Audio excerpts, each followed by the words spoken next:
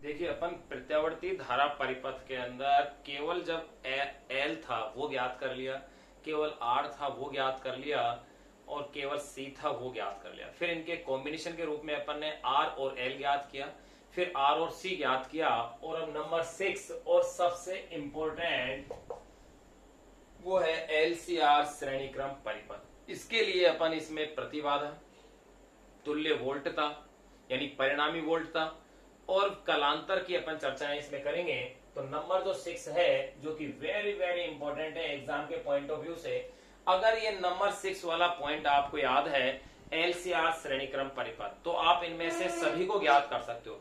जो नहीं दिया हुआ है उसे आप शून्य कर दीजिए, जो आपके पास नहीं दिया हुआ है उसे आप इसमें क्या कर दीजिए, शून्य कर दीजिए, आपके पास वैल्यू आ जाएगी। यानी कि ये सबसे इंपॉर्टेंट पार्ट है, केवल इसी को पढ़ लेने से अपने पास बाकी के पीछे के जो दोनों पार्ट हैं वो भी कवर हो जाते हैं। लेकिन बुक में जैसा दिया हुआ है अपन वैसा ही इसे पढ़ रहे हैं। तो देखिए नंबर 6 पे अपन ले रहे हैं एलसीआर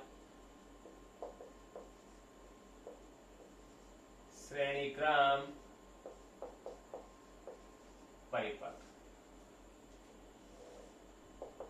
एलसीआर श्रेणी क्रम परिपथ, पहले आरसी परिपथ पढ़ा अपन ने, आरएल परिपथ पढ़ा, अब एलसीआर यानी तीनों ही श्रेणी क्रम के अंदर है। तो देखिएगा,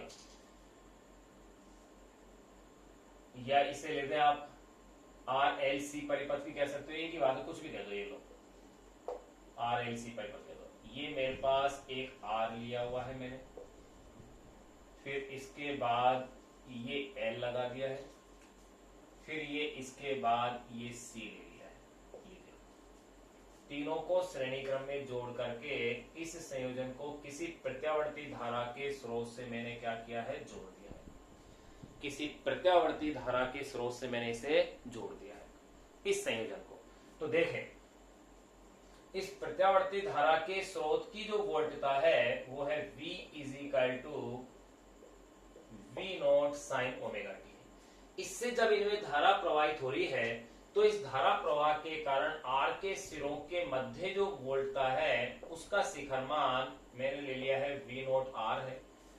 एल के लिए इसका जो शिखर मान है वो है वी नॉट एल है, और सी के लिए जो शिखर मान है वो है वी नॉट सी है। ये मैंने ले लिया है। तो देखिए अब अपन इसमें कैसे क्या याद करते हैं। अपन ने एक चीज पढ़ ली थी, जब परिपथ में केवल एल था तो वोल्टा धारा से π/2 कला कोण क्या थी, आगे थी, यानी धारा पीछे थी, और जब सी था तो धारा आगे थी। चलो लिख देते हैं, इसकी लैंग्वेज लेते हैं। माना कि आर एल सी आर श्रेणी क्रम संयोजन को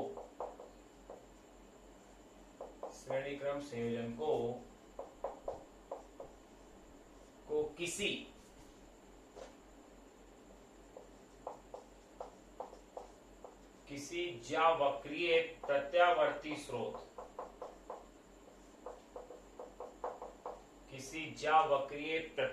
स्रोत जिसकी वोल्टता V is equal to we naught sine omega t है से जोड़ा गया है,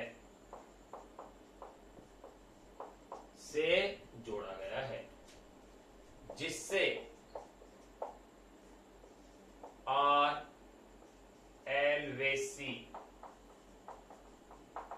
के सिरों के मध्य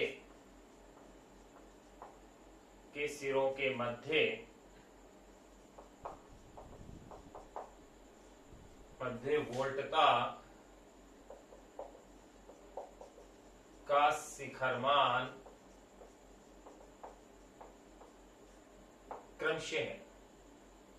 वोल्टता का शिखर मान क्रमशः है V naught R, V naught L, V naught C है। ये लो अपन ये लिख दिया है।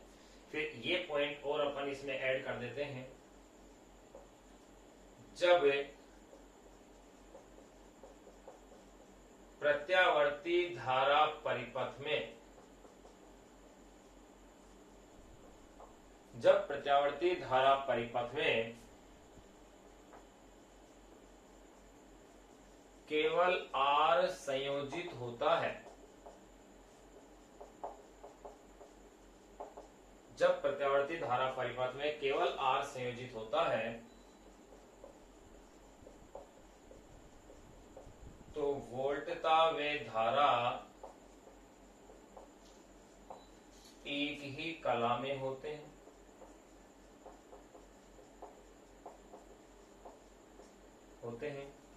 एवं जब केवल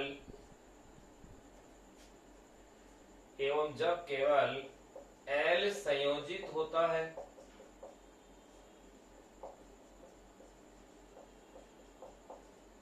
एवं जब केवल L संयोजित होता है,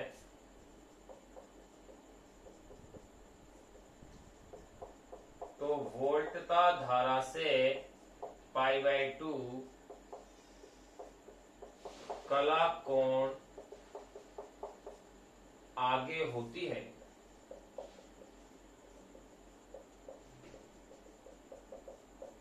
और जब केवल C संयोजित होता है,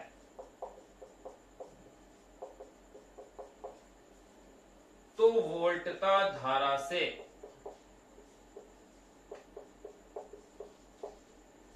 π/2 कला कोण पीछे होती है, या यूं कह सकते हैं धारा π/2 कला कोण क्या होती है, आगे होती है। बात एक ही है, वोल्टता आगे कह दो या धारा को पीछे कह दो, या धारा को आगे कह दो या वोल्टता को पीछे कह दो, मतलब एक ही है। तो यहां अपन ने ये जान लिया है कि जब प्रत्यावर्ती धारा परिपथ में केवल R संयोजित होता है, तो वोल्टता व धारा एक ही कला में होते हैं, अपन सिद्ध कर चुके हैं। एवं जब केवल L संयोजित होता है, तो वोल्टता धारा से π/2 कला कोण आगे होती है। और जब केवल C संयोजित होता है, तो वोल्टता धारा से π/2 कला कोण क्या होती है, पीछे होती है। अब अपन इसका सदिश निरूपण करके देखें तो अपने पास किस तरह से इसकी वैल्यू आती है, उसको अपन समझते हैं। तो देखिए, सदिश आलेख से या सदिश निरूपण भी कह सकता हूं। देखिए, अगर मैं इस अक्ष पर चलो इसको ऐसे बनाते हैं,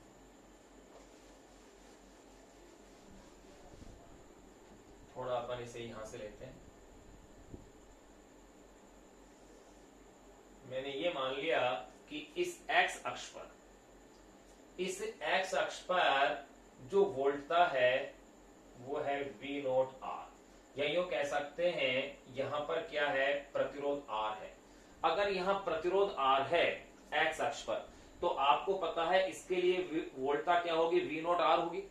और धारा का जो शिखर मान होगा I0, वो भी इसी में ही होगा, क्योंकि जहां प्रतिरोध होता है, केवल शुद्ध प्रतिरोध में आपको पता है धारा और वोल्टता एक ही कला में होती है। ये अपन पढ़ चुके हैं कि शुद्ध प्रतिरोधात्मक परिपथ के लिए धारा और वोल्टता एक ही कला में होती है।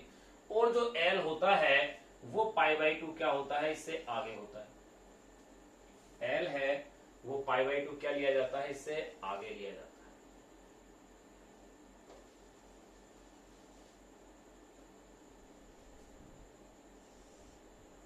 L यहां इससे है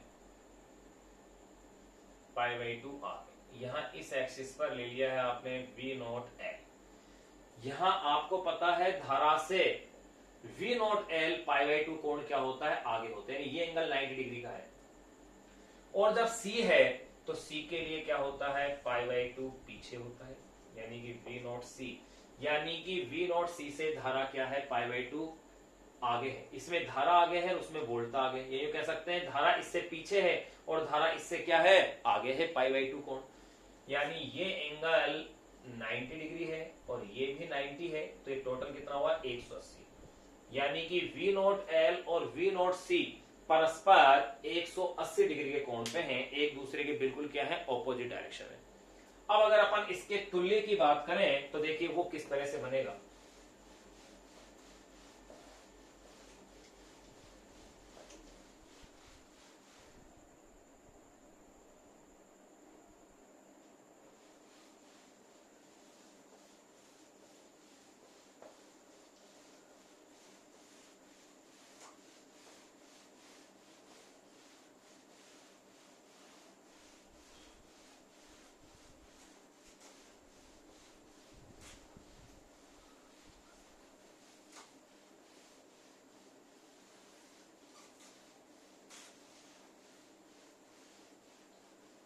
देखें, इसका मैं तुल्य कैसे ले सकता हूं, इसको अपन ऐसा कर लें, इसमें 3 स्थितियां संभव है मेरे पास, अपन तीनों ही केसों को अपन पढ़ेंगे।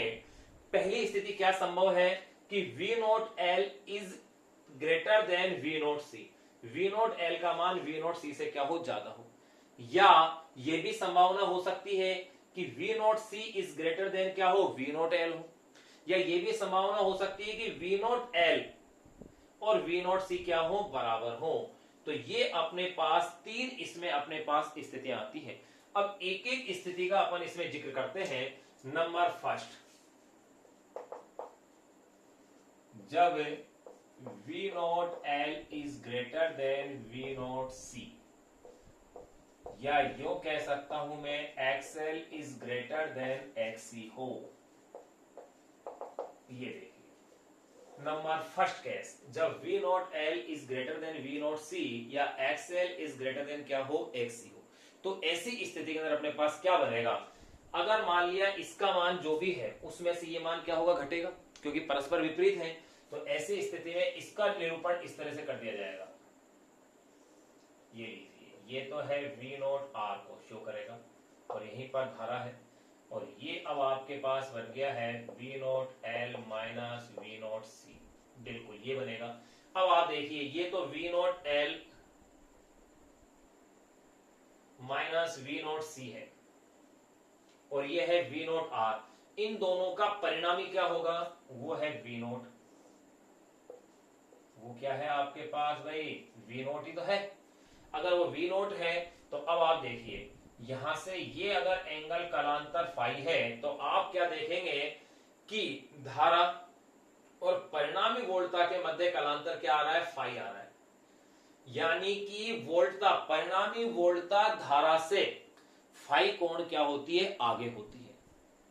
और इस फाई का मान 0 से π/2 के मध्य होगा। मैंने क्या कहा, एलसीआर श्रेणी क्रम परिपथ में अगर V naught L is greater than V naught C हो तो ऐसी स्थिति के अंदर परिणामी वोल्टता धारा से फाई कला कोण क्या होती है, आगे होती है। और इस फाई का मान 0 से π/2 के मध्य होगा। यानी कि ये इस तरह की स्थिति में आ रही है। अब देखो अपन परिणामी मान निकाल सकते हैं ऐसे। यहां अब V नोट है तो देखें चित्र से स्पष्ट है कि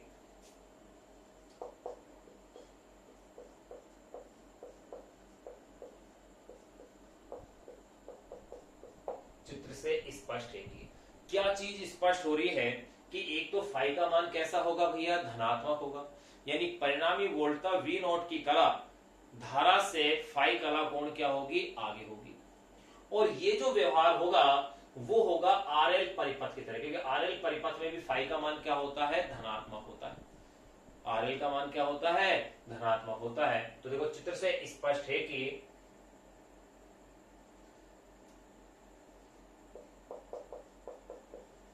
परिणामी वोल्टता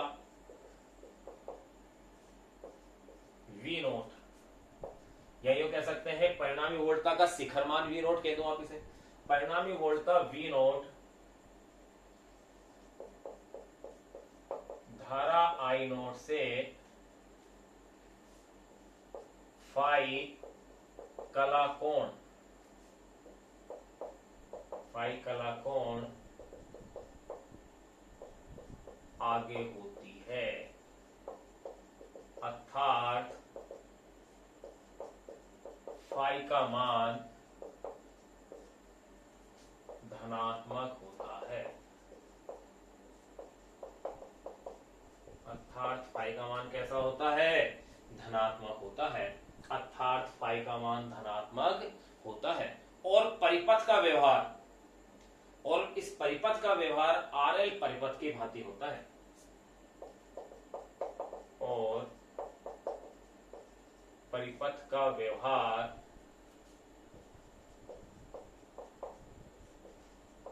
आर एल परिपथ की भांति होता है, और परिपथ का व्यवहार आर एल परिपथ की भांति होता है।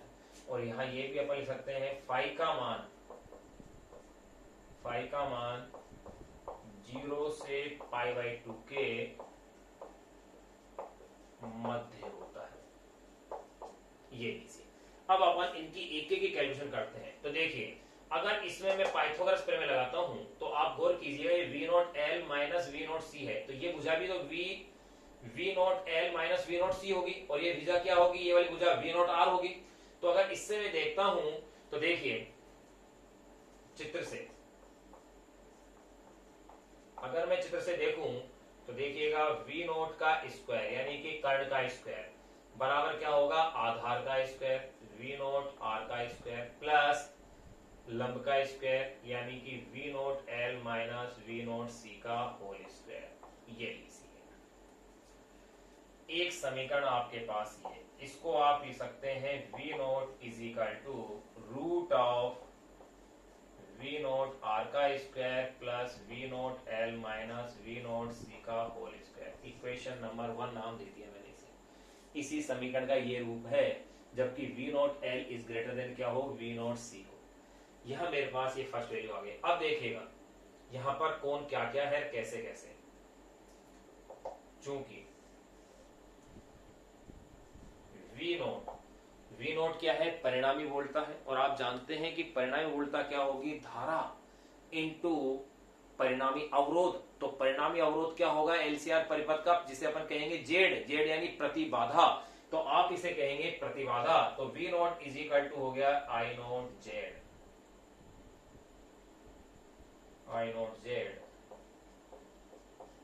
जहां जेड क्या है, प्रतिबाधा,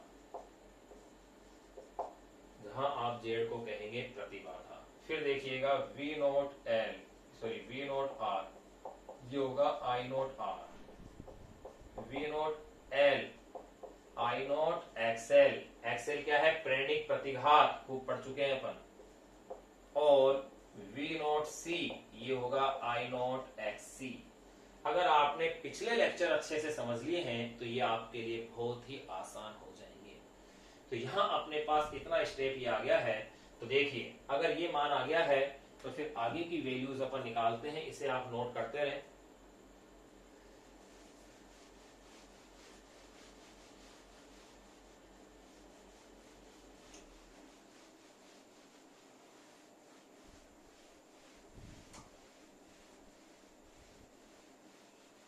तो अब मेरे पास जो समीकरण बन जाएगी वो समीकरण ये बन जाएगी कि V नोट की जगह तो मैं क्या लिख दूंगा इसमें, I naught Z is equal to root of V naught R की जगह लिखूंगा मैं आई नोट का स्क्वायर आर का square plus I naught XL minus I naught XC. ये लो, फिर आप इससे देखिएगा I naught Z, I naught square common आ जाएगा तो ये रह गया है I naught root of R square plus XL minus XC का होल स्क्वायर। आई नोट से आई नोट को कैंसिल कीजिए, ये लो आपके पास प्रतिबाधा का सूत्र भी आ गया। Z is equal to root of R square plus XL minus XC का होल स्क्वायर। इक्वेशन नंबर ये आपके पास 2 आ गई। ये आपके पास परिणामी प्रतिबाधा का फॉर्मूला आ गया, ये आपको याद रखना है। देखो एक्सएल माइनस एक्ससी, यहां अपने पास समीकरण नंबर ये क्या आ गई, ये 2 आ गई। अगर मैं कलांतर ज्ञात करना चाहूं तो वो भी इससे ज्ञात हो जाएगा। तो देखिए कलांतर के लिए किसका मान निकालूंगा मैं, tan फाई,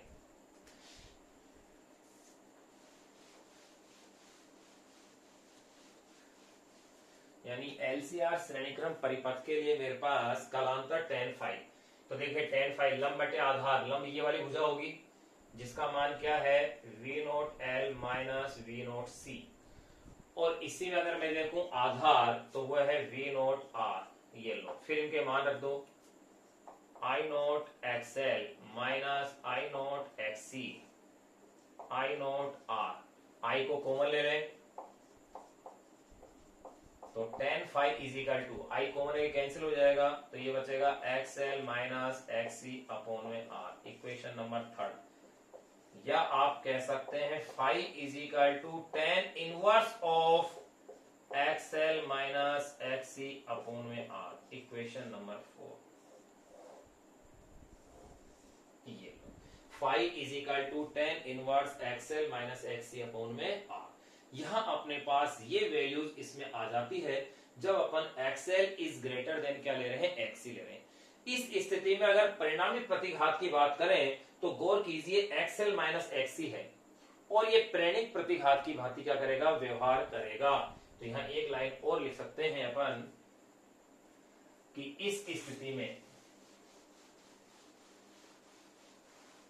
देखो भाई प्रतिघात को अपन x से शो करेंगे, यानी कि अगर मैं समीकरण 2 में देखूं तो यह XL माइनस XC क्या है प्रतिघात है, यह है प्रेरणिक प्रतिघात, यह है धारतीय प्रतिघात।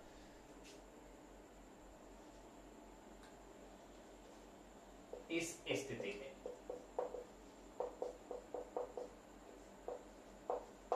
किस स्थिति में जब XL इज ग्रेटर देन क्या है XC है, यानी V naught L is greater than क्या है V नोट C है। इस स्थिति में XL माइनस XC यानी कि यो कह सकते हैं परिणामी प्रतिघात, इस स्थिति में परिणामी प्रतिघात is equal to XL minus XC, XL minus XC, परिणामी प्रतिघात XL माइनस XC प्रेरणिक प्रतिघात की भांति व्यवहार करेगा। प्रेरणिक प्रतिघात की भांति व्यवहार करेगा। ये लीजिए, ये अपन ने पहली स्थिति ज्ञात कर ली है जबकि XL इज ग्रेटर देन क्या है XC है। अब इस स्थिति के लिए अपन एक तो प्रतिबाधा आलेख खींचेंगे और इस स्थिति के लिए ही अपन फेजर आरेख भी खींचेंगे। तो वो क्या आते हैं वो देखिएगा।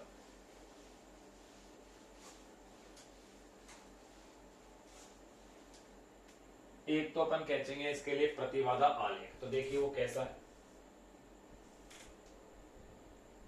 अगर इस अक्ष पर R को आप ले रहे हैं तो इस अक्ष पर अपन किसको ले रहे हैं XL माइनस XC को, तो देखिए इन दोनों का जो परिणामी होगा वो क्या होगा Z होगा, वो ये रहा।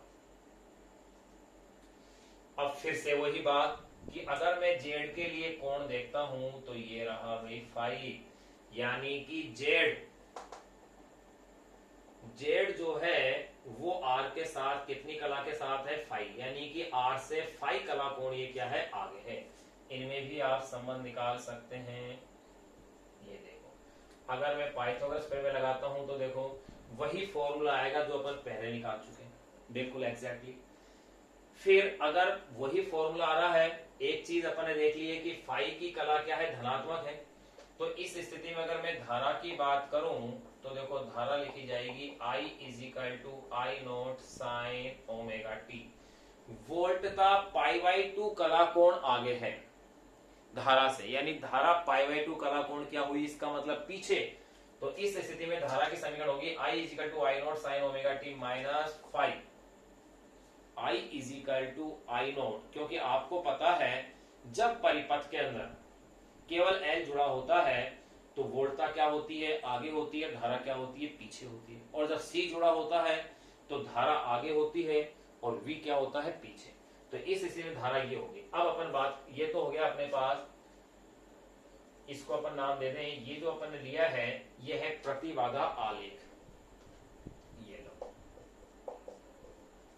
प्रतिबाधा आलेख,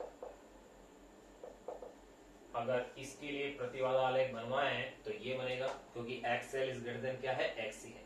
इससे भी आप फाई का मान ज्ञात कर सकते हैं, जेड का मान निकाल सकते हैं। फिर अपन ले लें इसके लिए फेजर आरेख।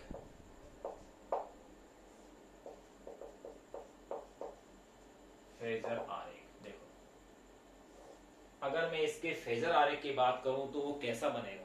फेजर आरेख का मैंने आप लोगों को तरीका पहले भी बताया हुआ है, और मैं फिर से वापस हर बार बता रहा हूं कि सबसे पहले आप एक्स वाई एक्सिस की बात करें। ये लो, एक्स और वाई एक्सिस बनाओ। एक्स और वाई एक्सिस बनाने के बाद फिर आप परिणामी विभव को लिखें। ये आ गया है आपका परिणामी विभव V नॉट। फिर अब आप देखें कि परिणामी विभव से धारा फाई कोण क्या होती है, पीछे होती है। धारा पीछे होती है, यानी कि इस तरफ लेने, आगे होती तो कहां लेते हैं अपन, यहां लेते हैं। पीछे है इसलिए धारा इधर ली जाएगी, और आगे होती तो यहां लेंगे। तो देखो ये लो धारा I नॉट, और धारा और प्रतिरोध के सिरों के मध्य विभवांतर एक ही कला में होंगे, यानी कि यहां ये हो गया है V नॉट R। फिर अब आपको पता है कि L जो होता है, उससे पहले एक चीज और देखो, अपन कोणों को तो शो कर दें कि परिणामी विभवांतर का ये जो एंगल है, ये एंगल है भाई ओमेगा टी, और इन दोनों के मध्य जो कलांतर है ये है फाई। इसे यहां लिखते हैं, ये है फाई। हो गया नहीं हो गया। अब एक देखो एक बात, क्योंकि आपको पता है v is equal to we naught sine omega t, तो उसके लिए तो ओमेगा टी ही आएगा। फिर यहां पर बात करें वी नॉट एल की, तो देखो भाई वी नॉट एल तो इधर होगा, इस डायरेक्शन में लेंगे अपन। ये लो, लेकिन आपको पता है कि अगर वी नॉट सी इधर है तो यहां परिणामी अपने पास बचेगा। अगर सपोज करो आपके पास ये V naught L minus V naught C बचता है, ये लो, यहां तक आपके पास ये वी नॉट एल था ये, लेकिन इतना मान अगर वी नॉट सी है तो ये मान जो मेरे पास बचेगा, ये मान कौन सा बचेगा भाई,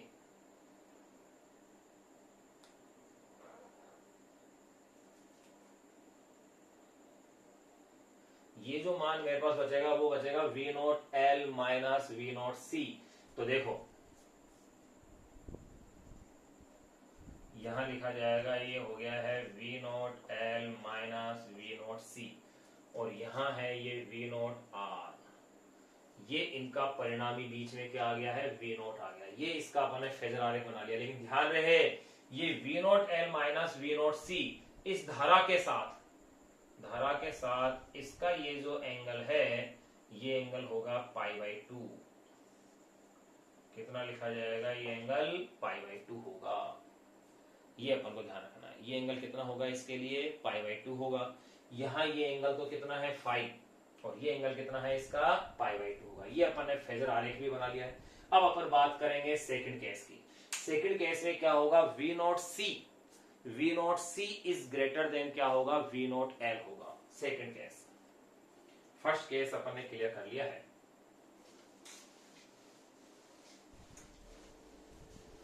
आप इसका स्क्रीनशॉट ले सकते हैं। सदिश आलेख के ही अपन केस बना रहे हैं भैया दो। पहला केस तो अपन कर चुके हैं, दूसरा केस अब बना रहे हैं, तीसरा और पढ़ेंगे। 3 केस अपन इसके पढ़ेंगे।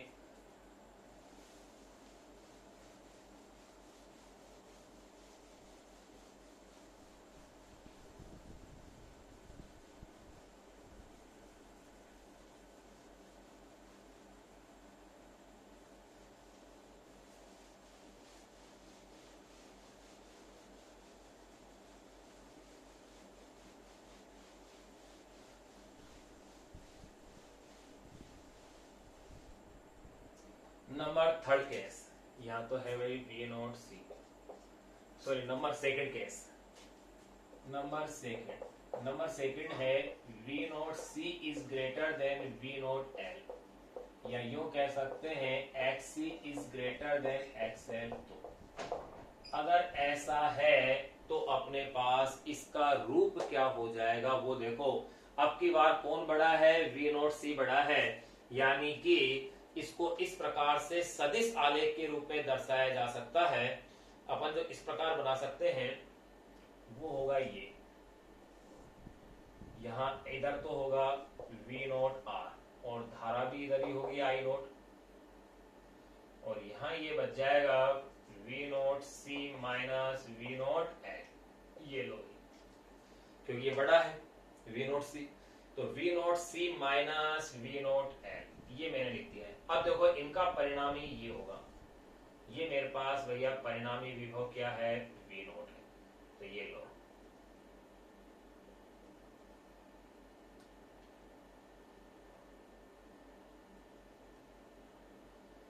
अगर मैं देखता हूं तो यहां देखिएगा भाई कलांतर ये कितना आ रहा है 5, तो इस केस में चित्र से क्या स्पष्ट हो रहा है, चित्र से ये स्पष्ट हो रहा है कि परिणामी वोल्टता धारा से क्या है, पीछे है, या यूं कह सकते हैं धारा क्या है, आगे है। तो देखिए चित्र से स्पष्ट है कि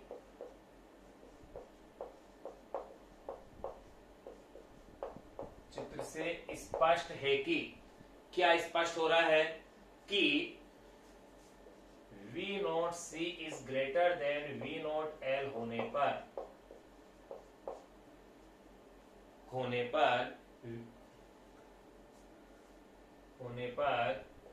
V नोट की कला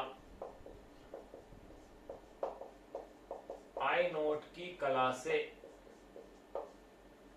V नोट की कला I नोट की कला से फाई कोण पीछे होती है,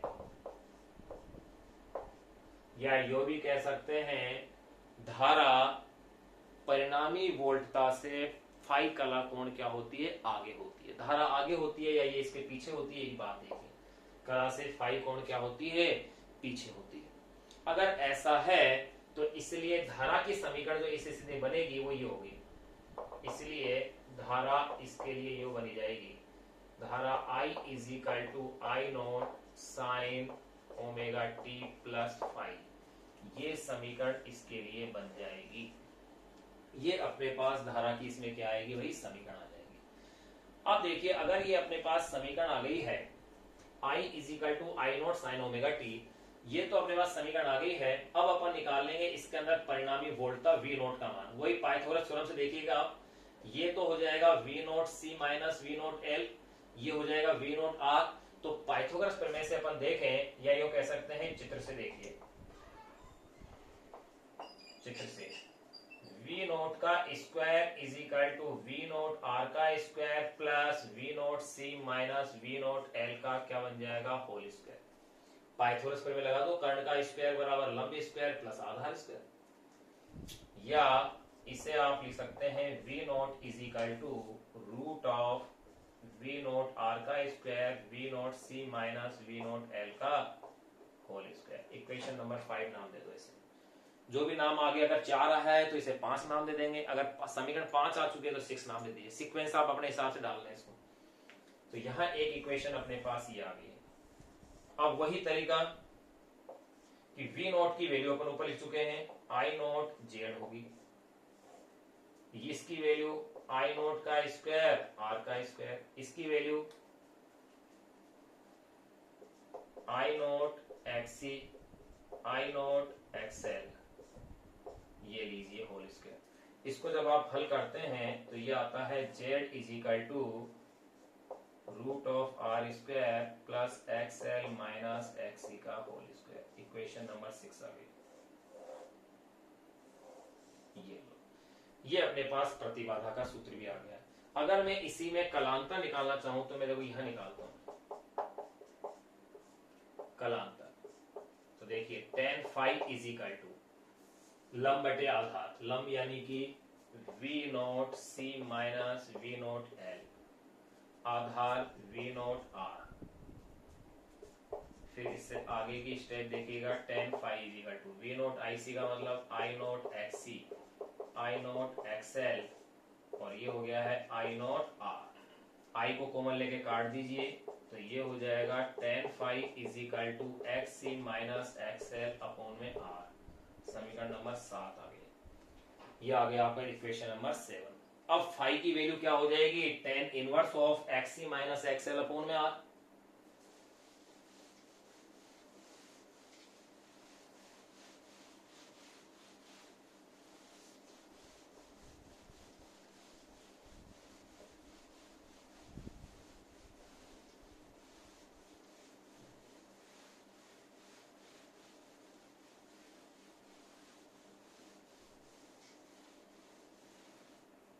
देखो, यानी कि इस स्थिति के अंदर फाई इज इक्वल टू हो जाएगा tan inverse of XC minus XL upon में R, और ये हो जाएगी इक्वेशन नंबर 8। ये अपने पास phi is equal to equation आ गई है, बिल्कुल phi is equal to tan inverse XC minus XL upon में R। यहां अपन ने एक चीज देखी है कि यहां फाई, अपन ने चीज देख ली है कि जो फाई है, फाई का जो मान है यानी जो कला है, उस कला को अपन ने देखा कि धारा आगे है, और इस फाई का मान 0 से कहां होगा, π/2 के बीच में होगा। वही सेम कंडीशन होगी जो पहली वाली स्थिति है, वही मान होंगे। लेकिन अगर इसमें परिणामी प्रतिघात की बात करें तो XC माइनस XL होगा, जो कि धारितीय प्रतिघात की भांति होगा, जो कि कैसा होगा, धारितीय प्रतिघात की भांति। और देखो परिणामी प्रतिघात is equal to XC minus XL। ध्यान रहे, परिणामी प्रतिबाधा तो ये है, और एक प्रतिघात इसे बोलते हैं R के अलावा। XL और XC वाला जो स्टेप है, तो ये किसके बराबर है, XC माइनस XL, और ये होगा धारितीय प्रतिघात की भांति।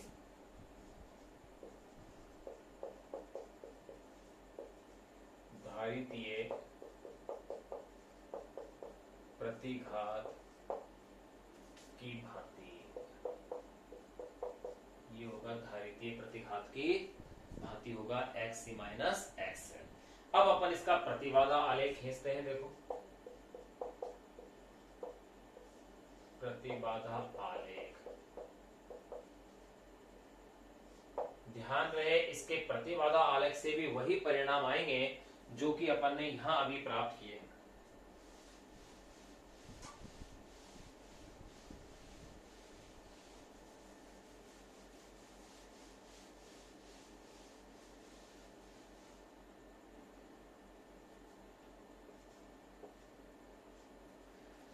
देखो भाई, प्रतिबाधा आलेख अगर अपन इसका खींचे तो कैसा आएगा, यहां ये तो R आएगा, और इसी में कौन बहती है, धारा I0 होगी। इसी, क्योंकि R वाले में ही तो क्या होगा, सेम कला में होंगे। और यहां अगर मैं बात करता हूं तो यहां मेरे पास आता है ये XC माइनस XL, और इनका जो परिणामी है वो है Z, जो कि ये लो। अब Z के साथ इनके रिलेशन देख लो आप कैसे आते हैं, वही मान निकाल सकते हो।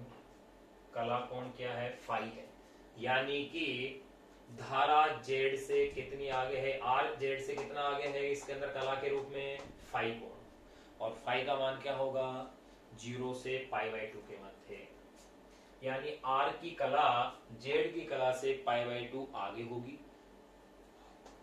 और फाई का मान 0 से π/2 के मध्य होगा। सेम वही रिजल्ट आ रहे हैं अपने पास जो उसके लिए थे। यहाँ पर I is equal to I0 sin omega t plus क्या हो जाएगा, 5। यहाँ तक का क्लियर है। अगर ये क्लियर है तो इससे भी आप निकाल के देख सकते हो, tan फाई की वैल्यू निकाल के देख लो, वही XC माइनस XL अपॉन में R आएगा।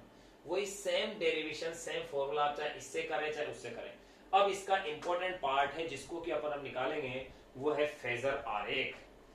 अब जरा उसकी अपन चर्चाएं करते हैं। फेजर आरेख को बनाते हैं।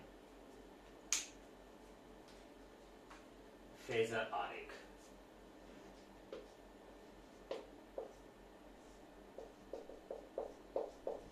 फेजर आरेख देखिए, फेजर आरेख का मैंने आपको तरीका बताया हुआ है। सबसे पहले आप एक्स वाई एक्सिस बनाइए, ये लो, सबसे पहले आप एक्स और ये वाई, बिल्कुल ये आपको बनाना है। एक्स और वाई अगर आपने बना दिया है तो इस एक्स वाई को बनाने के बाद, एक्स वाई को बनाने के बाद आप इसके अंदर परिणामी जो वोल्टता है उसको शो कीजिए।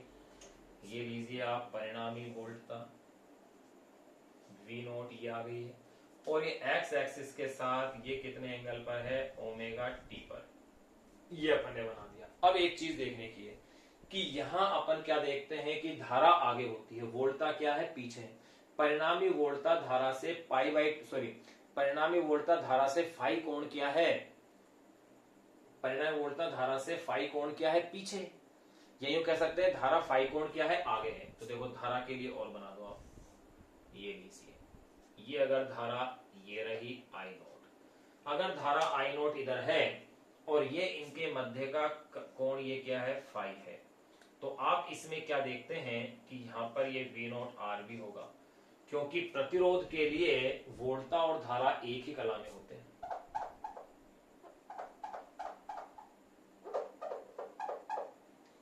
प्रतिरोध के लिए वोल्टा और धारा क्या होते हैं, एक ही कला में होते हैं। फिर अपन बात करें, अगर मैं ये बात करता हूं कि यहां पर ये देखो, ये तो है वही वी नोट एल है, वी नोट एल तो ऐसे ही होगा, लेकिन वी नोट सी कैसे आएगा, ऐसे आएगा, ये है वी नोट सी, लेकिन वी नोट सी का मान क्या है भैया, ज्यादा है। अगर वी नोट सी का मान ज्यादा है तो यहां पर इसमें से इसको अगर अपन घटाते हैं, क्योंकि परस्पर ऑपोजिट डायरेक्शन में आ रहे हैं तो 180 डिग्री कोण पर है, तो परिणामी जो बचेगा वो क्या कहलाएगा, V naught C minus we naught L. तो देखो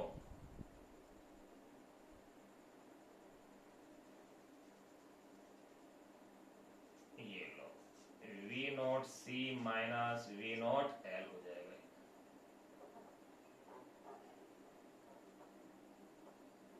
यहां आप लिख दीजिए इसे ओमेगा टी। तो यहां मैंने क्या देखा, वी नोट आर और v naught C minus we naught L का परिणामी क्या है, वी नोट, ये आ गया बीच के अंदर। ये अपने पास इसका ये क्या बन गया है, फेजर आरेख अपने पास शो हो गया है, फेजर आरेख अपन ने ये बना दिया है। तो यहां इस तरह से प्रतिबाधा आलेख भी अपन ने इसका खींच लिया है, फेजर आलेख भी इसका खींच लिया है। तो दो केस कंप्लीट हो गए हैं इस सदिश आलेख से। पहला case v naught L is greater than v naught C, second case v naught C is greater than v naught L, या XC is greater than XL, कुछ भी कह दीजिए। नंबर थर्ड वो होगा जब XL is equal to XC या V naught L is equal to V naught C।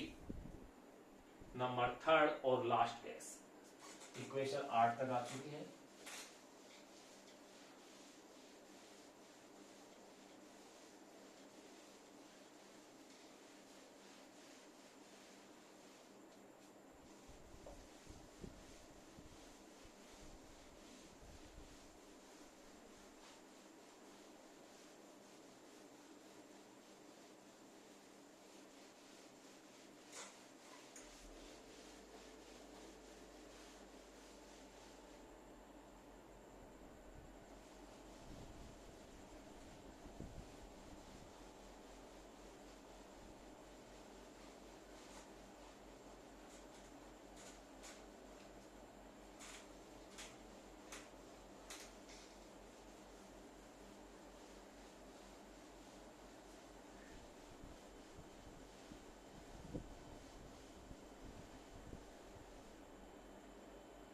अब देखिए नंबर थर्ड केस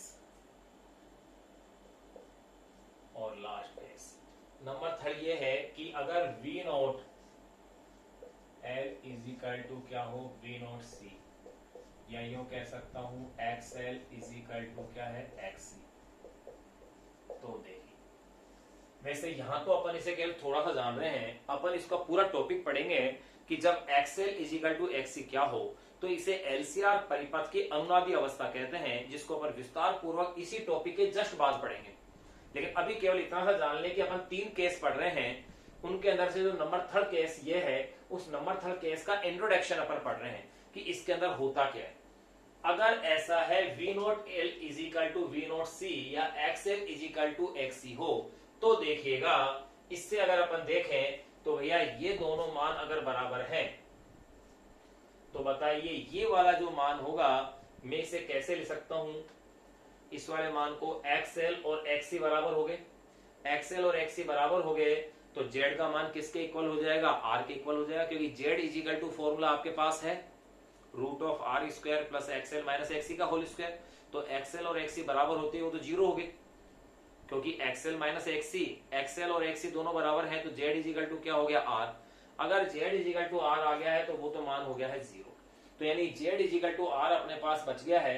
तो इस स्थिति के अंदर अपन क्या कह सकते हैं कि परिणामी वोल्टता और धारा की कला क्या होगी, इसमें एक ही होगी, क्योंकि एक के अंदर ही चलेंगे, यानी शुद्ध प्रतिरोध की भांति व्यवहार करेगा।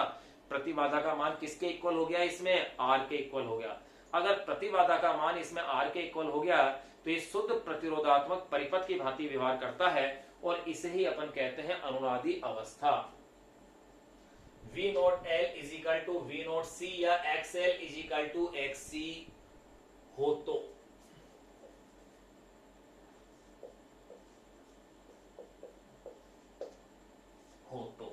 इसके लिए अपन क्या देख रहे हैं, ऐसी स्थिति के अंदर क्या होगा, फाई इज इक्वल टू 0 होता है। फाई यानी कलांतर क्या होगा, 0 होगा। इस स्थिति में परिणामी वोल्टता और धारा की कला क्या होगी, एक ही होगी। इस स्थिति में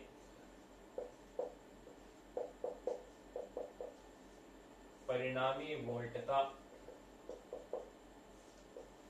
वे धारा की कला, परिणामी वोल्टता व धारा की कला एक ही होगी। दोनों कला क्या होगी, एक ही होगी, यानी ये शुद्ध प्रतिरोधात्मक प्रतिरोध की भांति व्यवहार करेगा, एक ही होगी। अर्थात यह शुद्ध प्रतिरोधात्मक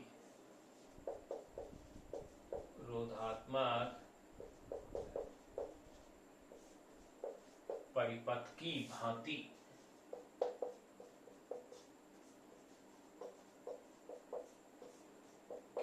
व्यवहार करेगा। इसे ही अनुनादी अवस्था कहते हैं। इसे ही अनुनादी अवस्था कहते हैं। और इस स्थिति में मैंने बताया जेड का मान किसके इक्वल होगा, आर के इक्वल होगा। देखो यहां इस स्थिति में ले रहा हूं, यहां अगर मैं आर को लेता हूं तो देखिएगा ये हो गया है एक्सएल और ये हो गया है एक्सी, दोनों क्या है, बिल्कुल इक्वल है। तो इसका मतलब जेड की वैल्यू किसके इक्वल आ जाएगी, आर के इक्वल आ जाएगी। अगर मैं इस स्थिति में अगर फेजर आरेख खींचूं तो देखिए फेजर आरेख कैसा बनेगा, वो भी देखिएगा। फेजर आरेख डिटेल से पढ़ेंगे अपन इसके बाद पूरी एलसीआर अनुनादी परिपथ की, क्योंकि ये दोनों तो बराबर हो गए, एक दूसरे को कैंसिल कर दिए, केवल एक यही बचेगा, यानी शुद्ध प्रतिरोध वाली स्थिति बचेगी इसके अंदर। फेजर आरेख की अपन बात करें तो वही तरीका, सबसे पहले एक्स और वाई एक्सिस बनाइए, जो मैंने आपको बता रही थी, हर बार बताता हूं।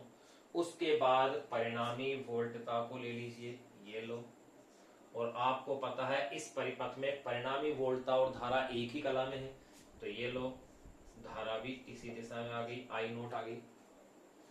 फिर अगर मैं बात करूं V नोट L और V नोट C की, तो ये तो इस तरह से होंगे, ये तो आपको ही पता है, और दोनों का मान समान होगा। यहाँ होगा V नोट L और यहाँ होगा V नोट C, लेकिन इनके धारा के साथ जो एंगल होंगे, धारा के साथ जो इनके एंगल होंगे वो कितने होंगे, 90 डिग्री होंगे, यानी कि ये जो इनके साथ कोण बनेगा ये कोण होगा π/2। इसी तरह से इसका भी ये जो कोण बनेगा यहाँ, ये एंगल भी कितना होगा, π/2 होगा। जबकि इस वोल्टा के एंगल की अगर मैं बात करता हूं तो ये क्या होगा, ω/t। तो ये अपने पास इसका अपन ने खींच लिया है, फेजर आरेख भी अपने पास आ गया है, ये चीज क्लियर। अब अपने पास एलसीआर श्रेणी क्रम परिपथ कंप्लीट हो गया है। तो देखिए अपन ने 6 के 6 केस कंप्लीट कर लिए हैं। पहला केस 6 क्या, एक तरह से 8 हो गए, कैसे, नंबर 1 जब केवल शुद्ध प्रतिरोधात्मक परिपथ था, शुद्ध प्रेरकत्व परिपथ था। नंबर 3 शुद्ध धारितीय परिपथ था। नंबर 4 आर और एल का परिपथ था। नंबर 5 आर और सी का परिपथ था। फिर नंबर 6 एलसीआर था। फिर एलसीआर के अंदर भी 3 केस थे, एक बार V naught L is greater than V naught C, एक बार V naught L is less than V naught C, एक बार V naught L is equal to we naught C. ये 3 केस उसके और थे छठे के, यानी 5 तो वो 3 ये 8 स्थिति अपन ने पढ़ ली। अब इसमें से जो लास्ट केस जो अपन ने पढ़ा है नंबर थर्ड वाला, यानी छठे का जो नंबर थर्ड पढ़ा है कि V naught L is equal to we naught C या X L is equal to X C हो, तो फाइव इजिकल टू क्या होगा, 0 होगा। फाइव इजिकल टू 0 अगर है तो इस वाली स्थिति के लिए अपन अब डिटेल से पढ़ेंगे अनुनादी अवस्था, एलसीआर श्रेणी क्रम की अनुनादी अवस्था। फिर अनुनादी अवस्था को पढ़ने के पश्चात फिर अपन इसके न्यूमेरिकलों की चर्चाएं करेंगे, जो कि एक महत्वपूर्ण पद है इसका, क्योंकि न्यूमेरिकल भी उसके साथ ही मिक्स होकर के होंगे एलसीआई परिपथ के अंदर। एलसीआर परिपथ जो है उसके साथ न्यूमेरिकल जो मिक्स हो रहे हैं उनके साथ फिर अपन इसे पढ़ेंगे। देखिए अब उसकी अपन बातें करेंगे।